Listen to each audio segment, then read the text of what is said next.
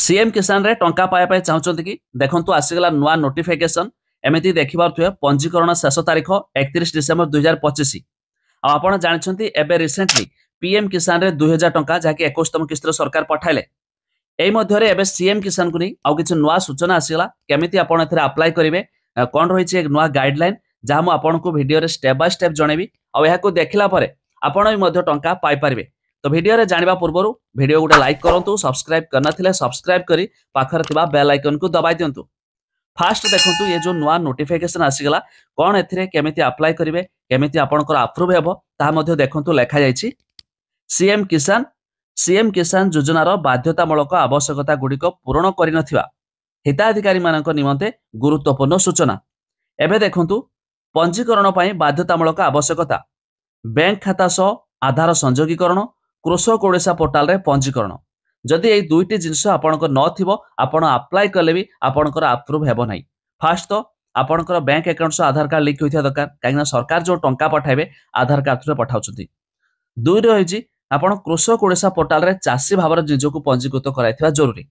तबे जाई मध्ये आपण अप्लाई कले अप्रूव हे पारिबो। नेक्स्ट देखंतु पंजीकरण शेष तारीख 31 डिसेम्बर 2025 जार लास्ट डेट रही जदि आपण अप्लाई करुछंती यही तारीख पूर्व पाखापाखि आपन को प्राय 1.5 मास पाखापाखि समय रहिलानी आपण निश्चित भाव में अप्लाई कर दियंतु जहाँफल अप्रूव हेले सरकार पक्षर आप जानिथिबे पूर्व कालिया योजना थिला एबे याकु मध्य सीएम किसान योजना कराइछि आ एथिरे वर्ष को दुईटी किस्त रे 2000 4000 मध्य सरकार देउछंती। आउ कोन देखंतु उपरोक्त आवश्यकता पूरण करिबा परे हिताधिकारी माने आधार लिंक थिबा मोबाइल नंबर जरिया रे ई-केवाईसी सहित निकटस्थ जनसेवा केंद्र किंबा व्यक्तिगत स्तर में सीएम किसान पोर्टाल जो रही cm.odisha.gov.in रे पंजीकरण कराई नियंतु जहाँकि आपण वन टाइम तो अप्लाई कले किंतु एथिरे ई-केवाईसी करबा कंपलसरी जो माने ई-केवाईसी न करछंती सरकार टंका पठाइले भी समान खाता रे जमा हो नै। एबे जो रिसेंटली पीएम किसान टंका आसला बहुत हिताधिकारी मध्ये ई-केवाईसी करनाथि जाफर समान को टंका मध्ये जाउ नै तेणुक ई-केवाईसी करेंगे केमिति आगो भी जनईदेवी। यही समय सीमा मध्य पंजीकरण कर हिताधिकारी माने योजनार बाद पड़ पारती। छड़ा देखु अधिक सूचना ब्लॉक कृषि अधिकारी कार्यालय किंबा कृषि समृद्धि हेल्पलाइन नंबर 155333 जोगाजोग करंतु। कृषि और कृषक सशक्तिकरण विभाग ओडिशा सरकार तरफ आसीगला नुआ नोटिफिकेशन आम कहीपर जो मैंने अप्लाई करने चाहूए जो मैंने टंका पाँच से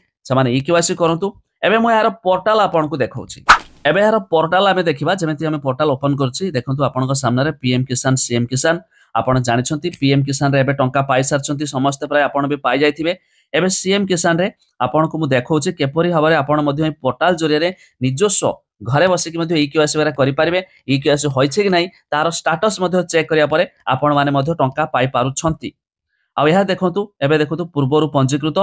जदि आपण पूर्वरु पंजीकृत कृषक अटंती तेबे आपणकर नूतन कृषक पंजीकरण स्थिति बा ई-केवाईसी स्थिति जांच करतु। तो ये देखो ई-केवाईसी स्थिति जांच रही तार उपरे क्लिक कले आपणकर निजर आधार नंबर ये सामने जो कैप्चा रही गेट ओटीपी करके आप ई-केवाईसी करदेवे हेइथिले देखैदब हेछि बोली सक्सेसफुली न होइथिले मध्ये ओटीपी थ्रू रे हेइ परिबो एकदम इजी प्रोसेस याको करि पारबे नचेत आपण चाहिले जे कोनसे जनसेवा केंद्र हो किबा म सेवा केंद्र को जाई मध्ये कराय पारबे। एबे जो आपण जानिथिबे जेमिति कि सीएम किसान रो सुविधा कोन वर्ष को दुईटी किस्त रे 4000 मिलुछि जहाँ पूर्व कालिया योजना थिला नुआ सरकार आसिया परे याकू सीएम किसान कर देछंती एथिरे 2-2000 कर 4000 आपण पाइबे।